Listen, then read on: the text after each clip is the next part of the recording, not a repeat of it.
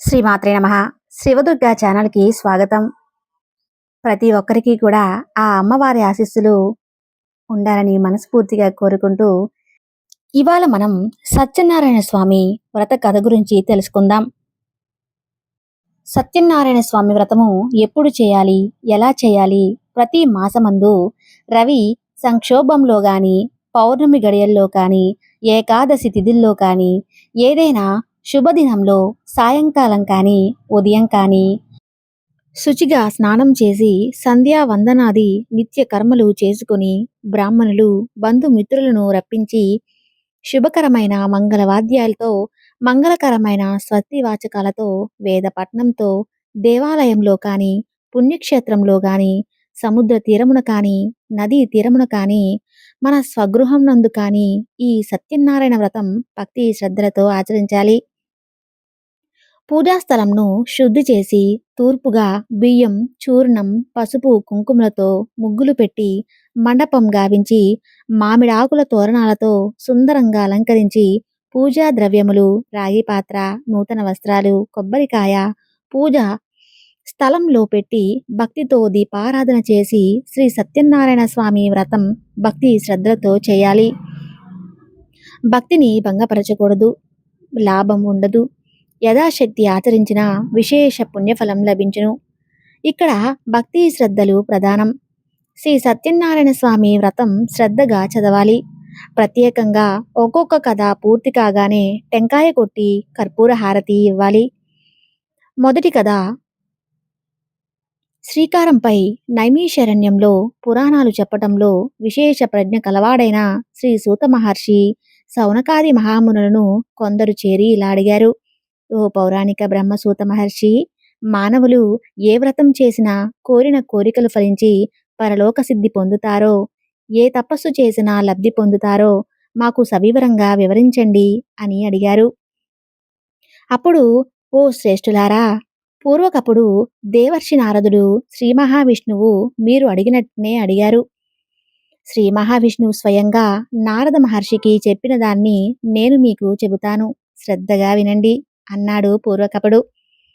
లోక సంచార ప్రియుడు 4 పర్వలోకాల తిరుగుతూ భూలోకానికి వచ్చాడు. భూలోకంలో మానవులు పూర్వజన్మ కర్మఫల నుంచి పలు జన్మలు ఎత్తుతూ పలు కష్టాలు అనుభవించినా చూడలేక జాలిపడి మీరు కష్టాలు పడితే చూడటమేమిటి అని విచారించులోకి వెళ్ళిపోయాడు. చెప్పండి నాథా అని మహాశ్రీ విష్ణులోకంలో చతుర్భుజుడు తెల్లటి శరీరం కలవాడైన శంఖం చక్ర గదా పద్మ విభూషణ రఘునాథు నారాయణ్ను చూసి సుదీర్ఘసాగాడు. మనసుకు గాని మాటలు గాని ఊహించి చెప్పుటకు అలివి కాని అతీతమైన రూపం కలవాడు. ఆది మధ్యాంతరహితుడు, నిర్గుణుడు, సుగానకు గురువైన ఆది పురుషుడు, భక్తుల బాధను తొలగించే భగవంతుడా శ్రీమన్నారాయణ నీకు నమస్కారం. ఆ స్తోత్రమైన శ్రీ మహావిష్ణువు సంతసించిన రణంతో, ఇలా నేను ఓ నారద మహర్షిని రావటానికి కారణమేమిటి? నీ కోరిక ఏమిటో చెప్పు, తీరుస్తాను అన్నాడు. అప్పుడు, ఓ లక్ష్మీ వల్లభ శ్రీమన్నారాయణ, జగద్రక్షక, మూలమంత్ర, జనులందరూ బహుజన్మలతో పాపకర్మలు అందుతున్నారు. కడితే చూప ఏదైనా సరే చెప్పి దయతో వారిని అనుగ్రహింపు అని ప్రార్థించాడు. అప్పుడు శ్రీ మహావిష్ణువు ఇలా చెబుతున్నాడు. ఓ నారద మహర్షి, లోకానుగ్రహ కాంక్షతో మంచి విషయాన్ని అడిగి చాలా బాగుంది. మానవులు దేని సంస్థలు భ్రాంతి వదిలి సుఖ సంతోషాలు పొందుతున్నారో, కష్టాలు పడుతున్నారో వాటికి పరిష్కరణగా అతి సులభమైన ఉపాయం చెబుతాను విను అన్నాడు. ఓ మహాప్రభు, ఆ వ్రతాన్ని ఆచరించడం వల్ల మనకేం ఫలితం లభిస్తుంది? ఆ వ్రతాన్ని ఎలా చేయాలి? ఇంతకు పూర్వం ఈ వ్రతాన్ని ఎవరైనా చేసి ఫలితం పొందారా? ఈ వ్రతాన్ని ఆచరించాలి అంటే అంత నాకు సవివరంగా వివరించండి అని కోరాడు. దానికి భగవంతుడు ఇలా చెప్పాడు. ఈ వ్రతం ప్రజల కష్ట నష్టాలను విచారాన్ని పోగొడుతుంది, ధాన్యాలను వృద్ధి చెందుతుంది, సౌభాగ్యకరమైన సంతానాన్ని సర్వత్రా విజయాన్ని ప్రసాదిస్తుంది. మాఘ వైశాఖ కార్తీక మాసమందు కానీ ఏదైనా సముద్రంలో కానీ ఆచరించాలి. యుద్ధ ప్రారంభముందు కష్టం వచ్చినప్పుడు, దరిద్రం సంభవించినప్పుడు అవి తొలగిపోవు. ఈ వ్రతము ఆచరిస్తే దీని శక్తి కలవారు ప్రతి నెల ఆచరించవచ్చు లేదా శక్తిని బట్టి ఒక్కసారైనా జరుపుకోవచ్చు. ఏకాదశి రోజున, పౌర్ణమి రోజున కానీ, సూర్య సంక్రమం రోజున కానీ సత్యనారాయణ వ్రతం చేయాలి. ఉదయాన్నే సూర్యోదయం లేచి దంతధావనం, స్నానం, నృత్య కృత్యాలు శుచి భగవంతుణ్ణి నమస్కరించి స్వామి సత్యనారాయణ్ణి అనుగ్రహ ప్రాప్తి భక్తి శ్రద్ధలతో నిరసన చేస్తున్న నాపై దయచూపు అంటూ భక్తితో భగవంతుణ్ణి ధ్యానించాలి. అటూ సంకల్పించి మధ్యాహ్నం సమయంలో కూడా సంధ్యామంత్ర నెరవేర్చుకొని సాయంకాలం అలా స్నానం చేసి ప్రదోషకాలం దాటిన ప్రతి పూజ ఆరంభించాలి. పూజా ప్రదేశాన్ని శుద్ధి చేయాలి. మట్టితో గోమయంతో అలికి చక్కని ముగ్గులు పెట్టాలి.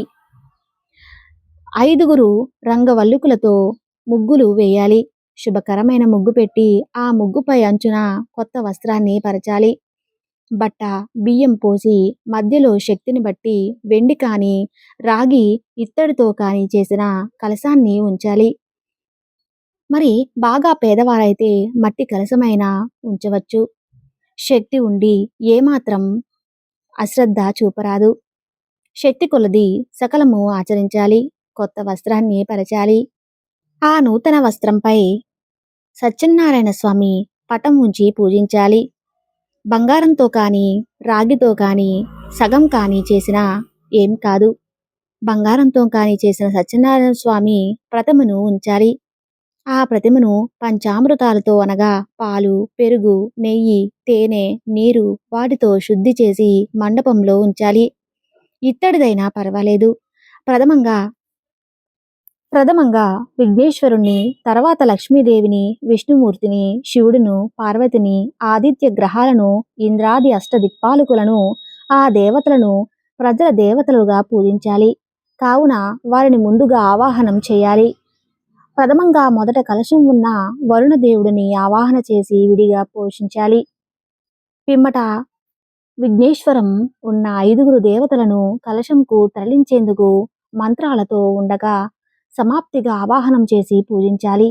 సూర్యగ్రహం దిక్పాలకులను ఆయా స్థానములలో ఆవాహన చేసి పూజించాలి. అటు పిమ్మట సత్యనారాయణ స్వామి కలశం ముందు ప్రతిష్ఠించి పూజించాలి. అనగా అష్టదిక్పాలకులను తూర్పు ముందు ఏమీ తీసేందుకు ప్రతిష్ఠించి పూజించాలి. తర్వాత సత్యనారాయణ స్వామి కలశం మీద పూజించాలి. 4 వర్ణాల వారు అనగా బ్రాహ్మణ, క్షత్రియ, వైశ్య, శూద్రులు, ఆడవారు కూడా ఈ పూజ చేయవచ్చు. బ్రాహ్మణులు మున్నిగువారు కల్పోక్త ప్రకారంగా వైదిక పురాణ మంత్రాలతో, బ్రాహ్మణం కాని వారు కేవలం పౌరాణిక మంత్రాలతో పూజించాలి. మొదలైన వారు భక్తి శ్రద్ధలతో ఏ రోజైనా వ్రతం చేసుకోవచ్చు. కానీ పగలు ఉపవాసం ఉండి సాయంకాలమే ముందే సత్యనారాయణ స్వామిని పూజించాలి. ఈ వ్రతమును బ్రాహ్మణులు బంధువులతో కలిసి చేసుకోవాలి. అరటిపళ్ళు, ఆవు పాలు, ఆవు నెయ్యి ప్రసాదంగా స్వామివారికి నివేదించాలి. శక్తి లేనిచో బెల్లం ముక్కను కూడా సమర్పించవచ్చు. అక్కడ పసుపు చేర్చి ప్రసాదంగా చేసి స్వామికి నివేదించాలి. ఇంట్లో స్వామికి నివేదించిన నైవేద్యం అందరికీ పంచి ఆరగించి బ్రాహ్మణ శక్తి కొలది దక్షిణ తాంబూలాలలో సత్కరించి దానిని అందుకొని బ్రాహ్మణతో అందరూ శతోషోపేట భోజనం ఆచరించాలి. సత్యనారాయణ స్వామి మృత్యు గీతాది మహారాజ ప్రచారంతో సంతోషం చేయాలి. కలియుగంలో భూలోకమునందు మానవుడు తమ కామితార్థములను తీర్చుకుంటూ సులభమైన ఇదే మానవుడు తన కోరికను తీర్చుకుంటూ ఎందుకంటే సులభమైన ఫలితం లేదు అని శ్రీమన్నారాయణుడు నలుగును ఉద్దేశించి నన్ను సూత మహర్షి సౌరమునులకు విన్నపించాడు. ఇక రెండవ కథ మునులారా, వ్రతం ఆచరించిన వారిని గురించి చెప్తాను వినండి. పూర్వం కాశీనగరంలో కటిక దరిద్రుడైన నిరుపేద బ్రాహ్మణుడు ఉండేవాడు. అతడు దరిద్ర బాధలు అనుభవిస్తూ అన్న వస్త్రాలు లేక నిత్యం ఆకలి దప్పులతో అలమటిస్తూ ఉండేవాడు. పడరాని పాటలు పడుతుండేవాడు. బ్రాహ్మణ ప్రియుడకు భగవంతుడకు బాధపడుతున్న బ్రాహ్మణుని చూసి దయతలచి వృద్ధ బ్రాహ్మణ రూపం ధరించి అతని ఎదురుగా నిల్చొని, ఓ ఇప్పుడు తమను ఎందుకు తొక్కిస్తూ తిరుగుతున్నావు? నీ వృత్తాంతమంతా చెప్పు అన్నాడు. అందులో బ్రాహ్మణుడు, మహాత్మా, నేనొక బ్రాహ్మణును. మిక్కిలి దరిద్రుడిని, భిక్షాటన చేసుకుంటున్నాను. పడరాని పాటలు పడుతున్నాను, తిరుగుతున్నాను. నిద్రపోయే మార్గం ఏదైనా ఉంటే చెప్పండి అని అడిగాడు. అంతటా ఆ వృద్ధ బ్రాహ్మణుడు, ఓ విజేత, శ్రీ సత్యనారాయణ స్వామి సాక్షాత్తు శ్రీమన్నారాయణ అవతారమే కదా. ఆ సత్యనారాయణ స్వామిని పూజించిన కష్టాలన్నీ తొలగిపోతాయి. సత్యనారాయణ వ్రతం ఆచరించి అను పూజా కార్యాలు చెయ్యి. ప్రతి విధానం విన్నవించి ఆ వృద్ధ బ్రాహ్మణుడు ఉన్న చోట అదృశ్యమయ్యాడు. అది విన్న అతను సంతోషించి, అభివృద్ధి బ్రాహ్మణ చెప్పిన సత్యనారాయణ ప్రధాన రేపు చేసుకుంటానని, ఆ వ్రతాన్ని ఎలాగైనా సంకల్పం చేసుకోవాలని తలుచుకుంటూ నిద్ర కూడా రాక ఎన్నో పాట్లు పడుతున్నాడు. ఉదయం లేచి ఈ రోజు తప్పకుండా సత్యనారాయణ స్వామి వ్రతం చేసుకుంటాను. మరలా అనుకున్నవాడే ఏడాదిగా భిక్షాటనకు బయలుదేరాడు. స్వామి, ఈ రోజున బ్రాహ్మణులకు చాలా ద్రవ్యం లభించింది. దాంతో అతడు బ్రాహ్మణులను బంధువులను పిలిచి సత్యనారాయణ స్వామి వ్రతాన్ని భక్తి శ్రద్ధలతో ఆచరించాడు. ఆ వ్రత మహిమ వల్ల ఆ బ్రాహ్మణుడు దానికి విముక్తి సర్వలోకంలో తొలగించున్నవాడే సకల సంపదలతో వేసిల్లాడు. అది మొదలు ఆ బ్రాహ్మణుడు నెలలు విడవక సత్యనారాయణ స్వామి వ్రతాన్ని భక్తి శ్రద్ధలతో ఆచరించసాగాడు. ఆ విధంగా నెలల సత్యనారాయణ స్వామి వ్రతం చేయటం వల్ల బ్రాహ్మణుడు మహా ఐశ్వర్యవంతుడయ్యాడు. సర్వ పాపాలు నశించి విముక్తి పొందినవాడై మరణానంతరం మోక్షం పొందాడు.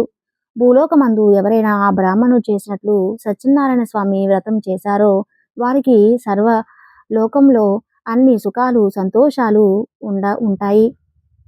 ఓ మునులారా, ఈ విధంగా శ్రీమన్నారాయణుడు నారద మహర్షికి చెప్పిన దాన్ని విన్నవించాడు అని సూత మహర్షి చెప్పాడు. అంతా ఋషులు మరలా సూతుని, మహర్ష, బ్రహ్మ వలన వెన్నమారారు. ఈ వ్రతం ఆచరించిన చెప్పండి, నాకు వినాలని ఉంది అని అడిగారు. సూత మహర్షి చెబుతున్నాడు, మునులారా, బ్రాహ్మణుడు ఒకరోజు తన విభాగము ఇది బ్రాహ్మణులను బంధువులను పిలిచి రత్నం చేయటం ఆరంభించాడు. అంతలో ఒక కట్టడం కూడా వాడు అక్కడికి వచ్చి కట్టెల మోపును బయట దింపుకొని లోపలికి వచ్చి ప్రాంతం చూడసాగాడు. అతడు మిక్కిలి దప్పిక గలవాడై గ్రామం చేయటం అంతా ఓపికతో చూసి దేనికి బ్రాహ్మణి నమస్కారం చేసి, ఓ బ్రహ్మణోత్తమ, మీరిప్పుడు చేసి పూజ ఏమిటి, దానివల్ల కలిగే ఫలితం ఏమిటి వివరంగా చెప్పండి అని ప్రార్థించాడు. అప్పుడిలా చెప్పబోయి, ఇది సత్యనారాయణ స్వామి వ్రతం. ఈ వ్రతం చేశారో సర్వకార్యసిద్ధి కలుగుతుంది, కోరికలు నెరవేరుతాయి, సకల ఐశ్వర్యవంతులు కావచ్చు. ఓ బ్రాహ్మణుడు చెప్పిన దాన్ని శ్రద్ధగా విన్నా కట్టినవాడు మిగిల సంతోషించి దాహం తీర్చుకుని స్వామివారి ప్రసాదమును స్వీకరించి ఇంటికి పోయాడు. సత్యనారాయణ స్వామిని మనసులో తలుచుకుని ఈ వ్రతం చేస్తానని సంకల్పించుకున్నవాడై కట్టెల మోపును అమ్మగా వచ్చిన ధనంతో సత్యనారాయణ వ్రతం చేస్తానని తెలిపాడు. అతడు కట్టిన కట్టులను మరుసటి దినం నగరంలో ధనవంతుల ఇళ్లకు పోయిన స్వామి అనుగ్రహం వల్ల ఆ రోజు రెట్టింపు లాభం వచ్చింది. దానికి అతడు మిక్కిలి సంతోషించి అరటిపళ్ళు, పంచదార, ఆవు పాలు, ఆవు నెయ్యి, అన్ని పూజా సామాగ్రి అంతా తీసుకుని ఇంటికి వెళ్ళాడు. అతను బంధువులందరినీ జీవిత విధానముగా సత్యనారాయణ స్వామి వ్రతం చేశాడు. ఆ వ్రతం చేసే ముందు ధాన్యాలతోనూ పుత్ర పౌత్రాలతోనూ సర్వ సంపదకుడికి సకల సౌఖ్యాలు అనుభవించి కొంతకాలంలోనే సత్యలోకానికి పోయాడు. మూడో కథ సోదరుడు మల్లా చెబుతున్నాడు. ఓ మునులారా, మీకు మరొక కథ చెబుతాను వినండి. పూర్వము ఒక రాజు ఉండేవాడు.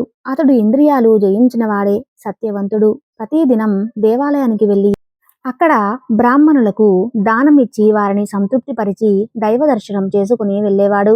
అతని భార్య చాలా సౌందర్యవతి, సుగుణవతి. ఆ రాజు అన్నాడు, ధర్మపత్ని సమేతుడై భద్రశీల నదీ తీరమున సత్యనాదం చేస్తున్నాడు. ఇంతలో సాధన ఒక వర్తకుడు అపారమైన ధనరాశులతోనూ వస్తువులతోనూ ఉన్న తన నావను తీరంలో నిలిపి వ్యక్తం చేస్తున్న రాజు వద్దకు వచ్చి భయంతో ఇలా అడిగాడు. సాధువు, ఓ రాజా, భక్తి శ్రద్ధలతో మీరు చేస్తున్నదేమిటి, దయచేసి వివరించండి, నాకు తెలుసుకోవాలని ఉంది అని అడిగాడు. అంతటా రాజు, ఓ సాధువు, పుత్ర సంతాన ప్రాప్తికి మేము ఈ వ్రతం చేస్తున్నామని చెప్పాడు. మహారాజు చెప్పిన మాటలు విన్న సాధువు, ఓ రాజా, నాకు కూడా సంతానం లేదు.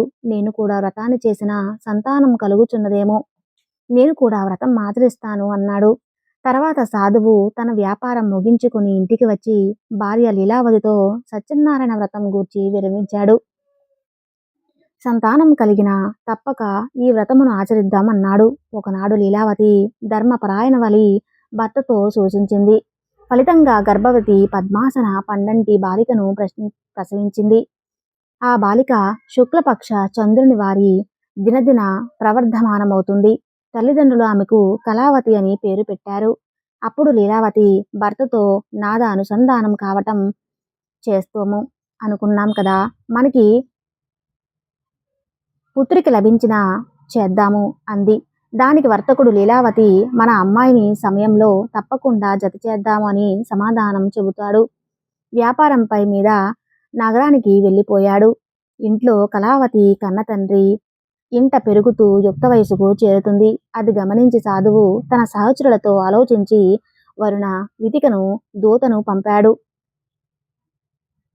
సాధవట్లు ఆజ్ఞాపించగా దూత కాంచన నగరానికి పోయి అక్కడ ఒక చక్కటి యోగ్యుడైన భర్త కుమారుణ్ణి చూసి వెంట తీసుకొచ్చాడు.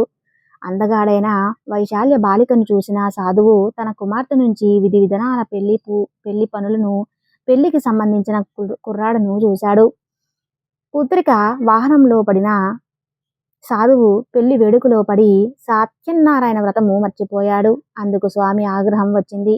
కొంతకాలానికి వ్యాపార దక్షత గల సాధువు వ్యాపార నిమిత్తమే తనలతో సహా బయలుదేరాడు. సముద్ర తీరంలో ఉన్న రత్నసానుపురం అనే నగరానికి బయలుదేరాడు. చంద్రశేఖర్ అనే మహారాజు పాలిస్తూ ఉండేవాడు. కోపించిన సత్యనారాయణ స్వామి ప్రతిజ్ఞ మర్చిపోయిన సాధువును సహించలేకపోయాడు. వ్రతం చేస్తానని మరిచిన సాధువును అత్యంత దారుణంగా కఠిన్యాతుడుగా మతి గలుగుగాక అని శపించగా, ప్రభావం వల్ల ఆనాటి రాజకీయ నగరంలో కొందరు దొంగలు ప్రవేశించి ధర్మం భావించి రాజభటుల వెంట తిరుగుతుండగా సాధువు వర్తకులు ఉన్న వైపు పరిగెత్తాడు. రాజు ఆ భటులను చూసి దొంగలు భయపడి ఆ దారం సాధు వర్తకులు ఉన్న చోట పడవేసి పారిపోయారు. రాజభటులు వచ్చి వర్తకుల వద్ద ఉన్న రాజధాని చూసి ఆ వర్తకులు దొంగలను కొని నిర్ణయించుకొని సాధన అల్లుడిని బంధించి రాజు వద్దకు తీసుకుపోయాడు. రాజభటులు మహారాజా, ధనంతో కూడా దొంగలు పట్టి తీసుకొచ్చాం, విచారించి శిక్షించండి అని సంతోషంతో చెప్పారు. అనంతరాజు విచారణ అవసరం లేదని వీరిని చెరసాలలో బంధించండి అన్నాడు. ఇద్దరు వర్తకులను కారాగారంలో బంధించారు. ఎంత మొత్తుకున్నా సత్యదేవుడు మాయచేత వారిని ఎవరూ పట్టించుకోలేదు. ఇంకను చంద్రకేతు మహారాజు వారి పడవలను నగరమంతటినీ కూడా ధనాగారంలను తీసుకుపోయాడు. సత్యదేవునిచే ఇంట్లో ఉన్న సాధు భార్య కూడా కష్టాల పాలైంది. వారి ఇంట్లో ఉన్న ధాన్యాలు అంతటినీ దొంగలు పడి అపహరించిపోయారు. వర్తకుని భార్య తీవ్ర మనోవేదంతో రోగస్తురాలయ్యింది. తినడానికి తిండి లేక ఇంటింటికి తిరిగి భిక్షమెత్తుకొని జీవిస్తుంది. కుమార్తె కళావతి కూడా ఆకలితో అలమటిస్తూ భిక్షమెత్తుకుంటుంది. అలా తిరుగుతూ ఒకనాడు బ్రాహ్మణి ఇంటికి చేరింది. అక్కడ ఒక బ్రాహ్మణుడు సత్యనారాయణ వ్రతం చేస్తుండగా చూసింది. కథంతా విని కరుణించి కాపాడమని స్వామిని మనస్ఫూర్తిగా వేడుకుంది. ప్రసాదాన్ని కూడా స్వీకరించి బాగా పొద్దుపోయిన తర్వాత ఇల్లు చేరుకుంది. ఆలస్యంగా వచ్చిన కళావతిని చూసిన లీలావతి ప్రేమతో ఇలా అంది. ఈ రాత్రి వరకు ఎక్కడున్నావు తల్లి? నీ మనసులో ఏముంది చెప్పు. అది వెంటనే కళావతి అనగానే, అమ్మా, నేను ఒక బ్రాహ్మణ ఇంట సత్యనారాయణ వ్రతం జరుగుతుండగా చూస్తూ ఉండిపోయాను. అమ్మా, ఆ వ్రతం చేసిన కోరిన కోరికలు తీరుస్తాయంట అంది. అలా అనగానే పుత్రిక మాటలు విని చేయడం సంకల్పించింది. భర్తకు భార్య, బంధు మిత్రులతో కలిసి మిక్కిలి భక్తి శ్రద్ధలతో సత్యనారాయణ వ్రతం చేసి స్వామిని ప్రారంభించింది. మమ్మల్ని క్షమించి నా భర్తను అల్లుడు సుఖంగా ఇల్లు చేరినట్లు దీవించండి అని ప్రార్థించింది.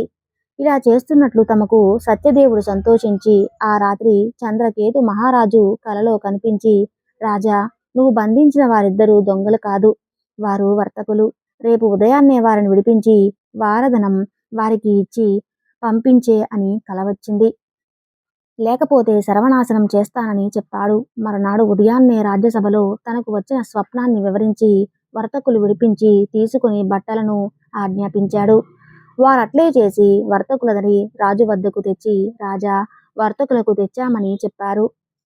వార్తకు ఇద్దరు రాజుకు నమస్కరించి గత సంగతి తలుచుకుంటూ తమకిచ్చిన తనకు వచ్చిన కష్టానికి చెందినటువంటి భయభ్రాంతులై నిశ్చయించుకున్నారు. అప్పుడు రాజు వర్తకులను చూసి, వర్తక శ్రేష్ఠులారా, మీ ఆపద దేవ సంభవించింది. ఓదార్చే వారిని బంధుమిత్రులను చేసి వారికి పురుషులను అలంకరణ శంకర మాత్రం చేయించి నూతన వస్త్రములతో సత్కరించి వారిని సంతోషపరిచాడు. రాజకీయ దుమారానికి విధల గౌరవించి స్వాధీనం చేసుకున్నాను రెట్టింపు ఇచ్చి వారిని సంప్రదించాడు. చంద్రకేతు మహారాజు వారిద్దరిని సకల మర్యాదలతో సత్కరించి వేగంగా సుఖంగా మీ ఇంటికి పోవచ్చు అని చెప్పాడు. వర్తకులు పరమానంద భరితులై రాజధానికి విధాల కొనియాడిన సెలవు తీసుకుని తన నివాసానికి వెళ్ళిపోయారు. చూశారు కదండి. ఈ కథల ఆధారంగా మనం కూడా సత్యనారాయణ స్వామి వ్రతాన్ని ఆచరిద్దాం. ఎన్నో శుభ ఫలితాలను పొందుదాం.